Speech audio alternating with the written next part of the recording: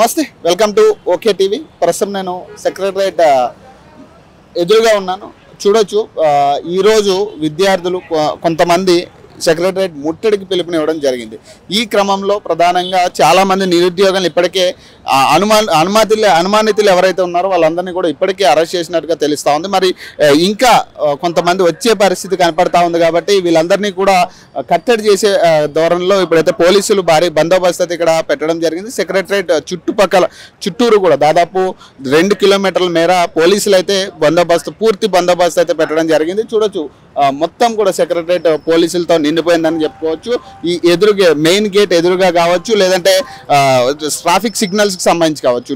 ఇప్పటికే నిరుద్యోగులకు సంబంధించి గత సంవత్సరం నుంచి వాళ్ళు కొట్లాడుతూ ఉన్నారు. ఈ నిరుద్యోగ సమస్యల మీద మా సమస్యలు తీర్చండి, మీరు ఇచ్చిన హామీలు ఏవైతే ఉన్నాయో నిరుద్యోగ భృతి కావచ్చు, జాబ్ క్యాలెండర్ విషయాల్లో కావచ్చు, అలాగే గ్రూప్ 1 గ్రూప్ 2కి సంబంధించి ఏదైతే మీరు పెంచుతానన్న సీట్లు ఉన్నాయో అవి పెంచాలంటూ కూడా వాళ్ళు ఇప్పటికే ధర్నాలు చేపట్టిన పరిస్థితి కనపడతా ఉంది. ఇప్పటికే చాలా మందిని గతంలో కూడా ఇట్లాంటి ధర్నాల సమయంలో కూడా అరెస్టులు చేసి లాఠీ చార్జీలు చేసిన పరిస్థితి కూడా మనం చూస్తున్నాం. మరి ఈ రోజు ఈ పిలుపుకి సంబంధించి సెక్రటరియట్ పిలుపుకి సంబంధించి చాలా మంది నిరుద్యోగులు మాకు సంబంధం లేదు అంటున్నా కూడా వాళ్ళని కూడా అరెస్ట్ చేసి ఇప్పటికే స్టేషన్స్లో పెట్టడం జరిగింది. సో ప్రధాన ఎవరైతే అనుమానాలు ఉన్నాయో వీటికి సంబంధించి ఏదైతే నిరుద్యోగులకు సంబంధించి గతంలో ఎవరైతే అనుమానితులు ఉన్నారో వాళ్ళందరినీ కూడా ఇప్పటికే పోలీసులు అదుపులోకి తీసుకున్నట్టుగా తెలుస్తూ ఉంది. కానీ ఉదయం కూడా పోలీసులు ఒక మెమో కూడా జారీ చేసినట్టుగా తెలుస్తూ ఉంది. దీనికి సంబంధించి ఎటువంటి ముట్టళ్ళు ఇప్పుడు పెట్టుకోవద్దు, అనుమతులు లేవంటూ కూడా వాళ్ళు ఇప్పటికీ ఒక మెమో జారీ చేసిన పరిస్థితి. కానీ ఇంకా కొంతమంది నిరుద్యోగులు ఇక్కడికి వస్తారంటూ కూడా కొంతమంది మాట్లాడుతూ ఉన్నారు. దీనికి సంబంధించి భారీ ప్రొటెక్షన్లు అయితే ఈరోజు సెక్రటరియట్ ఉందని కూడా చెప్పుకోవచ్చు. ఒక్కసారి మనం చూసుకోవచ్చు, భారీ ప్రొటెక్షన్ అయితే ఇక్కడ సెక్రటరియట్ దగ్గర కనపడతా ఉంది. ఇటు మహిళా పోలీసులు కావచ్చు, డిఎస్పీ స్థాయి నుంచి ఎస్పీ వరకు కూడా ఇక్కడే ఎస్ఐలు కావచ్చు, దాదాపు ఇక్కడ భారీగా వచ్చినట్టుగా తెలుస్తుంది. పోలీసులు బందోబస్తు అయితే భారీగా ఉన్నట్టుగా తెలుస్తూ ఉంది. ఏదేమైనా కూడా నిరుద్యోగులు ఇప్పటికీ కూడా ఒకటే చెప్తా ఉన్నారు, మా సమస్యల మీద ఖచ్చితంగా మాకు సమాధానం వచ్చే వరకు కూడా, జవాబు వచ్చే వరకు కూడా ఖచ్చితంగా మేము ఈ పోరాటాలకి చేస్తామంటూ కూడా వాళ్ళు ఇప్పటికే చెప్తా ఉన్నారు. తేల్చి చెప్తున్న పరిస్థితి కనపడతా ఉంది. కానీ ఈరోజు ఈ సెక్రటరియట్ ముట్టడికి సంబంధించి చూడొచ్చు, ఎక్కడికక్కడ పోలీస్ బందోబస్తు కనపడతా ఉంది. ప్రతి సిగ్నల్ దగ్గర కావచ్చు, వ్యాన్స్ కావచ్చు, రెడీగా ఎవరైనా ముట్టడికి యత్నిస్తే ఖచ్చితంగా వాళ్ళని అరెస్ట్ చేసి తీసుకెళ్లే ధోరణి అయితే కనపడతా ఉంది.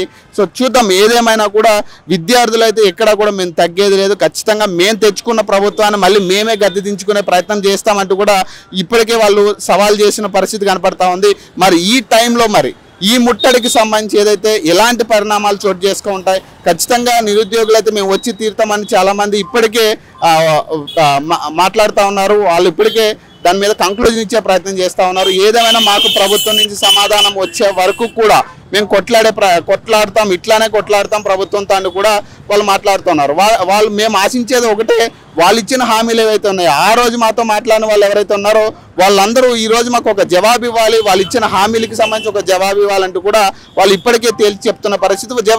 జస్ట్ మాకు ఒక సమాధానం కదా, వాళ్ళు ఇచ్చిన హామీలు ఏవైతే ఉన్నాయో దానికి సంబంధించే కదా మేము అడుగుతున్నాం. కొత్త గొంతమ్మ కోరికలు అయితే మాకేమీ లేవు, వాళ్ళు ఇచ్చిన వరకు కూడా నెరవేర్చకపోతే మాకు అన్యాయం అవుతా ఉందంటూ కూడా వాళ్ళు ఇప్పటికే మాట్లాడుతూ ఉన్నారు. కోర్టులు చాలా మంది మీద కోర్టు కేసులు ఉన్న పరిస్థితి కనపడతా ఉంది. సో అలాగే గ్రూప్ 1 మన ఫలితాల విషయంలో కూడా కొంచెం అవకతవకలు జరిగినట్టుగా తెలుస్తూ ఉంది. దీని మీద కూడా ఒక కేసు నడుస్తూ ఉంది. కాబట్టి కానీ ఇట్లాంటివన్నీ కూడా నిరుద్యోగులు ఎదుర్కొంటున్నారు. కాబట్టి ఖచ్చితంగా మాకు ప్రభుత్వం నుంచి ఒక సమాధానం రావాలి, సమాధానం వచ్చే వరకు కూడా మేము ఇట్లాంటివి చేస్తామంటూ కూడా వాళ్ళు చెప్తా ఉన్నారు. సో చూడొచ్చు, ప్రస్తుతం అయితే సెక్రటరియట్ మొత్తం కావచ్చు, సెక్రటరియట్ చుట్టుపక్కల దాదాపు 2-3 కిలోమీటర్ల మేర కూడా పోలీస్ బందోబస్తు భారీగా ఉన్నట్టుగా తెలుస్తూ ఉంది. అండ్ ఒక పక్క ఖర్గే గారి మీటింగ్ ఉండడం కూడా ఇందుకు కారణం అని కూడా చెప్పుకోవచ్చు. ఎందుకంటే ప్రధానంగా ఈరోజు ఖర్గే గారి మీటింగ్ కూడా సభ కూడా ఉండడం జరిగింది ఎల్బీ నగర్లో. సో దీనికి సమీపంలో ఉంది కాబట్టి, సెక్రటరియట్